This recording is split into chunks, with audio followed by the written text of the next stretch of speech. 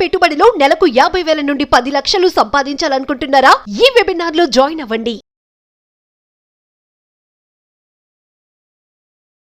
నమస్కారం డాక్టర్ శ్రీ ఆచార్య అనంతకృష్ణ స్వామి గారు. నమస్కారం అండి. Thank you so much for the positive vibes.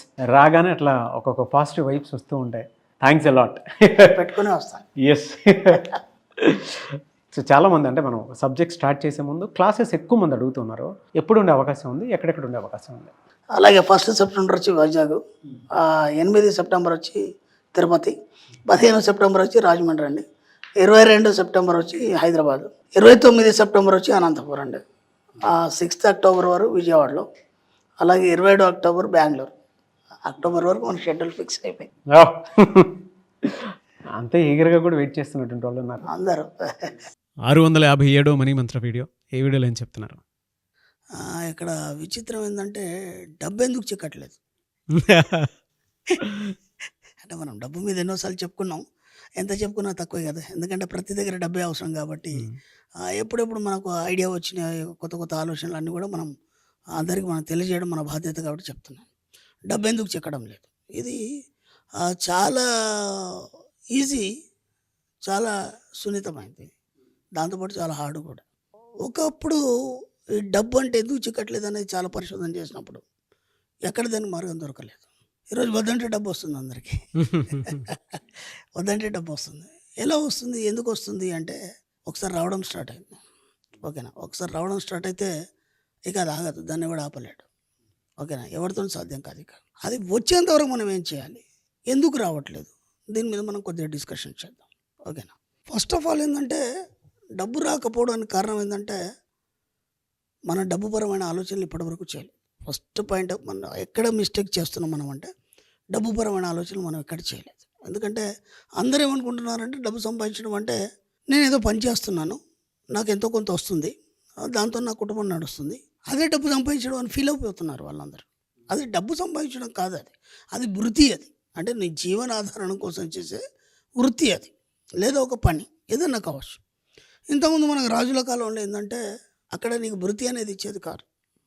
ఓకేనా, ఇప్పుడు ఒక కోట కట్టాలి, దానికి సంబంధించినటువంటి ఎంతమంది కళాకారులు ఉన్నారు అంటే దానికి సంబంధించినటువంటి ఫస్ట్ స్కల్ప్టర్, లేదంటే ఒక ఇంజనీరు, లేదా దానికి సంబంధించినటువంటి కళాకారులు, దానికి సంబంధించినటువంటి వడ్రంగి, దానికి సంబంధించినటువంటి కుమ్మరి, ఇట్లా ఎన్ని రకాల వృత్తులు వాళ్ళు ఉన్నారో వాళ్ళందరినీ తీసుకొచ్చి వర్క్ స్టార్ట్ చేయడం, అంతే, ఇంకేం లేదు. వాళ్ళకి ఏదో ఇవ్వడం లేదు, వాళ్ళ అవసరాలన్నీ రాజు వాళ్ళు పని చేసినందుకు సమకూర్చడం, అంతే. అంతే తప్ప వాడంటూ సొంతగా సంపాదించుకొని వాడు జల్సాలు ఆనందాన్ని అనుభవించడం అంటూ లేదు అప్పట్లో. కేవలం రాజు యొక్క పర్యవేక్షణలోనే ఒక పెద్ద కోట కట్టేసి, ఒక గ్రామం అంతా కోట కట్టేసి, దాంట్లోనే ఆ జనాలు ఉండేది, దాంట్లోనే పంటలు పండించుకునేది, వచ్చింది అందరు కలిసి తినేది, అందరికి పంచేది, లేదా అందరికి ఒక దగ్గర వంట చేసి పెట్టేది. ఒక సంవత్సరాల తరబడి వాళ్ళు ఆ కట్టడాలు కట్టేది. ఓకేనా, అప్పుడు డబ్బు మీద ఆలోచన లేదు, ఎందుకంటే అప్పుడు మొత్తం రాజు అధీనంలో ఉండేది. ఇప్పుడు ప్రజాస్వామ్యం వచ్చింది కదా. ఇప్పుడు ప్రజాస్వామ్యం ఎవరికి వాళ్ళు ఇండివిజువల్గా జీవించడం, స్వేచ్ఛగా జీవించడం అనేది వచ్చింది. ఇక్కడ ఏమైపోయింది, అప్పుడు వాడికి ఏ ఆలోచన లేదు, ఎందుకంటే కేవలం పని చేయాలి, చేసినందుకు దానికి సరిపడా అవన్నీ ఏర్పాట్లు జరుగుతున్నాయి కాబట్టి ఇంకా సృజనాత్మకంగా ఆలోచించడానికి కానీ కొత్తగా చేయడానికి ఏం లేదు. అప్పుడు మొత్తం ఆ రాజుగారికి ఏం కావాలన్నా అవన్నీ ఏర్పాట్లు చేయాలంతే. నాకు ఈ డిజైన్ కావాలన్నప్పుడు దానికి తగ్గట్టు ఆ కళాకారులు అవన్నీ తయారు చేసేవాళ్ళు, ఇంకా వేరే ఆలోచనలు ఏం లేవు. ఎప్పుడైతే మెల్లిమెల్లిగా పరిణామ క్రమంలో ఎన్నో మార్పులు జరిగినప్పుడు ఏమైపోయిందంటే అప్పుడు నీ అవసరం కోసం నువ్వు ఆలోచించడం అనేది జరిగింది.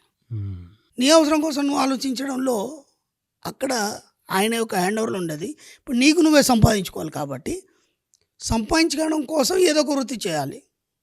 అప్పుడు డబ్బు లేదు కాబట్టి వస్తు మార్గం అని ఉండేది మనకి. అంటే నేను తయారు చేసిన వస్తువు నీకు ఇస్తాను, నీ దగ్గర ఉన్న వస్తువు నాకు ఇవ్వడం.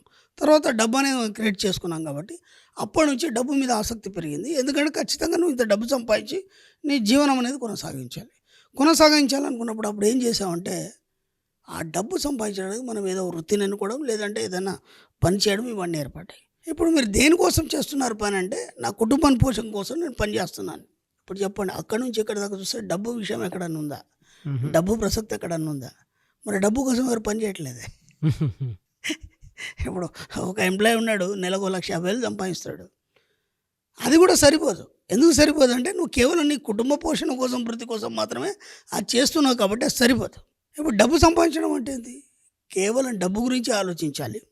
ఇప్పుడు నీకు ఎంత ఖర్చు పెడుతున్నావో అంత రెట్టింపు మళ్ళీ నీ దగ్గర ఉండాలి. అప్పుడు కదా నువ్వు డబ్బు కోసం పనిచేస్తున్నట్టు.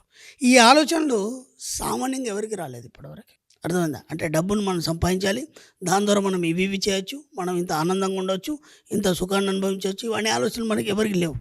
కేవలం మనం పని చేస్తున్నాం, ఇల్లు నడుస్తుంది, పిల్లల అవసరాలు తీరుతున్నాయి, ఇది మాత్రమే ఆలోచన ఉంది. ఎప్పుడైతే మనం మణిమంత్రం నుంచి ఇంట్రొడక్షన్ చేసామో డబ్బు అనే ఒక గొప్ప స్వరూపాన్ని, అప్పుడు కొత్త కొత్త ఆలోచనలు వచ్చినాయి. స్వరూపం. ఎస్, అది విరాట్ స్వరూపం. అది ఈ యొక్క కలియుగంలో విరాట్ స్వరూపం కృష్ణుడు కదా, అదే ఆయన అప్పుడు విశ్వ విరాట్ స్వరూపాన్ని చూపించాడు. ఈ కలియుగంలో డబ్బే విశ్వ విరాట్ స్వరూపం. ఎందుకంటే అది తప్ప ఇంకోటి ఏం లేదు. ఏ కట్టడం కావచ్చు, ఏ ఒక గొప్ప అద్భుతం కావచ్చు, దేనికైనా సరే డబ్బే కావాలి. కాబట్టి ఎప్పుడు కొత్త ఆలోచనలు వచ్చినా మనం డబ్బేలా సంపాదించాలి, ఇదేదో బాగుంది, కరెక్టే కదా, ఇప్పటివరకు మనం ఏదైతే చేస్తున్నామో అదే జీవితం అనుకున్నాము. మొత్తం టోటల్గా చూస్తే ఏమర్థమైందంటే అది బతుకనేది అర్థమైంది. జీవితం అనేది ఎలా ఉంటుంది, బతుకంటే ఏంది అనేది మనం తేడా చెప్పడం జరిగింది. ఈ తేడాలో ఇప్పుడు డబ్బు ఎలా సంపాదించాలనే ఒక ఆలోచన అనేది ఒక క్వశ్చన్ లాగా మిగిలిపోయింది. దానికి మనం ఇప్పటిదాకా కొన్ని వందల వీడియోలు చేసాం, దాంతోపాటు ఎన్నో క్లాసులు చేసాం, ఎన్నో ఎగ్జాంపుల్స్ ఇచ్చాం, దాంతోపాటు ఎంతోమంది రీచ్ అయినారు. అయినా సరే ఇంకా అనుమానాలు, ఇది ఎలా వస్తుంది డబ్బు ఎందుకు చిక్కట్లేదు అనే ఒక క్వశ్చన్ అనేది ఇంకెక్కడో ఏదో పాయింట్లో మిగిలిపోయింది. ఎందుకంటే నా వీడియోలు విన్న వాళ్ళు కానీ లేకపోతే నా క్లాస్కి వచ్చిన వాళ్ళు కూడా కొంతవరకు సంపాదించేశారు. సంపాదించేసిన తర్వాత మళ్ళీ ఎందుకో డబ్బు ఆగిపోయింది సార్, రావట్లేదు, ఇంతమంది బాగానే వచ్చింది, మీ క్లాసులు విన్నాము, వీడియోలు విన్నాము, బాగానే ఉంది. ఇక్కడ నేను ఏం చెప్తున్నానంటే, ఇప్పుడు మీరు ఖచ్చితంగా డ్యూటీకి వెళ్ళాలి, నెలకు షాల్డర్ తీసుకోవాలి, అప్పుడే మీరు రెంట్ కట్టుకోవచ్చు, మీ పిల్లల ఫీజులు కట్టుకోవచ్చు, నెలవారీ ఖర్చులు ఇలా తీయవచ్చు. అవునా కదా? మీరు ఒక వారం రోజులు కనుక డ్యూటీకి వెళ్ళకపోతే ఏమవుతుంది? మీ శాలరీ కట్ చేస్తాడు. అవును. అవునా కదా? ఇప్పుడు ఏమవుతుంది, ఆ వారం రోజులు కట్ చేసింది ఏదైతే అది మీకు బర్డన్ అవుతుంది. అంటే మీరు ఖచ్చితంగా మీరు వెళ్తున్నారా లేదా, ఖచ్చితంగా రెగ్యులర్గా వెళ్తున్నారా లేదా, ఖచ్చితంగా దానికోసం పని చేస్తున్నారా లేదా? దానికోసం పని చేసే బదులు డబ్బు కోసం పని చేయండి. ఇప్పుడు అర్థమవుతుందా? అంటే మనం ఏమైతే చెప్పుకొచ్చామో ఇప్పటిదాకా ఇన్ని వీడియోలో మనం ఏమైతే చెప్పుకొచ్చామో వాటిని కొంతవరకు చేస్తున్నారు, కొంత చిక్కింది, లేదా అప్పులు కట్టేసుకున్నారు, లేదా కారు కొనుక్కున్నారు, ఇల్లు కొనుక్కున్నారు, దాన్ని ఆపేస్తున్నారు మీరు. అంటే మీరు అనుకున్న అవసరాలు తీరిపోయినాయి కాబట్టి ఇంకా మీకు వేరే ఆలోచన లేదు. ఎప్పుడైతే మనిషి ఆకలి కొని ఉంటాడో అప్పుడు దాని గురించి ఆలోచిస్తాడు. అంటే ఇక్కడ మీ అవసరాలు తీరిపోయినాయి కాబట్టి డబ్బు అవసరాన్ని మళ్ళీ మీరు ఆలోచించడం లేదు. కాబట్టి అలా కాకుండా ఏం చేస్తారంటే, మీరు స్టార్టింగ్లో ఎప్పుడైతే మీరు వీడియోలని లేకపోతే క్లాస్కి వచ్చి దీని మీద అవగాహన పెంచుకొని ఎంత గట్టిగా ప్రయత్నం చేస్తారు, ఎందుకంటే అప్పుడు మీ అవసరాలు అంతా ఇదిగా ఉన్నాయి కాబట్టి 24 గంటలు దాని మీద కాన్సన్ట్రేట్ చేస్తారు కాబట్టి అలా వచ్చేసింది. ఇప్పుడు మళ్ళీ ఎందుకు చిక్కడం లేదంటే ఆ కాన్సన్ట్రేషన్ అనేది పోయింది. కాబట్టి మళ్ళీ స్టార్ట్ చేయండి. మళ్ళీ స్టార్ట్ చేసేసి నేను చెప్తున్నాను కదా, మీరు లీవ్ తీసుకుంటే మీ శాలరీ కట్ అవుతుంది. అర్థమైందా? మీరు ఆలోచనలు ఆపేస్తే డబ్బు రావడం ఆగిపోతుంది. Simple technique. కాబట్టి వాటిని నిరంతరం ఎప్పటికీ పట్టుంచండి. ఎందుకంటే ఎండ్ ఆఫ్ డెత్ కాదు కదా, తర్వాత జన్మలకు కూడా మనం ఎలా మనం బిల్డ్ చేసుకోవాలని మన సబ్జెక్ట్లో చెప్పడం జరిగింది. కాబట్టి డబ్బు ఎందుకు చిక్కడం లేదంటే మీ ఇక్కడ మెయిన్ మిస్టేక్ చేస్తున్నారు ఇదే. కాబట్టి దాన్ని కంటిన్యూ చేయండి, ఎక్కడ కూడా ఆపకండి. నిరంతరం డబ్బు సంపదపరమైన ఆలోచనలు కలిగి వాటిని ఎలా సాధించాలి, ఏమేమి అఫర్మేషన్ చేయాలి, ఎలా అఫర్మేషన్స్ రాసుకోవాలి, ఎలా అది మనకు చిక్కుతుంది, ఆ ఆలోచనలు నిరంతరం చేసినప్పుడు ఖచ్చితంగా మీతోనే ఉంటుంది డబ్బు, ఇంకా అది వేరుగా ఉండదు. అందుకే మనం ఏం చెప్పుకుంటామంటే, నా డబ్బు నా మంచి మిత్రుడు, నా ప్రతి అవసరాన్ని తీరుస్తున్నటువంటి డబ్బుకే కృతజ్ఞతలు. అయిపోయింది, ఎటుపోతే ఇక డబ్బు ఎప్పుడు మీతోనే ఉంటుంది. శ్రీకృష్ణుడు భగవద్గీత మోక్షం గురించి బోధించేటప్పుడు ఎలా ఉందో అలాంటి వైబ్స్ ఉన్నాయి మాట్లాడేటప్పుడు. అంటే గుర్తొస్తున్నాయి అనమాట ఆ విధంగా. ఇది మణి భగవద్గీత అండి. మణి భగవద్గీత అది కృష్ణ భగవద్గీత. భగవద్గీతలో చాలా రకాలు ఉన్నాయి. కపిల గీత ఉంది, కృష్ణ గీత ఉంది, అట్లా బోలెడు మంది గీతాలు చెప్పారు. దాంట్లో ఇది మణి భగవద్గీత.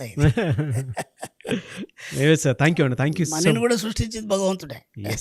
ఎందుకంటే మొట్టమొదట మన వరాహస్వామి మనకి తిరుమల తిరుపతి దేవస్థానానికి మొట్టమొదటి వెంకటేశ్వర స్వామి వచ్చినప్పుడు నాకు స్థలం కావాలన్నాడు ఆయన. అంటే అక్కడ వరాహమూర్తి అన్నాడు కదా, ఇది కలియుగం స్టార్ట్ అయింది, ఏదైనా ఒకటి ఇచ్చినది నువ్వు స్థలం తీసుకో అన్నాడు ఆయన. ఆయన అన్నాడు, లక్ష్మి నా దగ్గర లేదు, డబ్బు లేదన్నాడు. అదంతా నాకు తెలియదు, ఏదో ఒకటి ఇస్తే కానీ నీకు స్థలం ఇవ్వను అన్నాడు. ఎందుకంటే అది వరాహస్వామి యొక్క స్థలం అది. అప్పుడు అన్నాడు, మొదటి నైవేద్యం నీకే, మొదటి దర్శనం నీకే అన్నాడు. అప్పుడు ఆయనకు స్థలం ఇచ్చాడు అక్కడ. అంటే ఈ కలియుగ ఆరంభంలోనే స్వామి మనకి డబ్బు యొక్క వాల్యూ తెలియజేశాడు. కాబట్టి మనం ఎందుకు దాన్ని పట్టుకోవద్దు? ఖచ్చితంగా దాంతోనే ముడిపడి ఉంది కలియుగం అంతా. Great sir. Anyways thank you అండి. Thank you so much doctor Shiyachari Anantakrishna Swamy గారు. Thank you.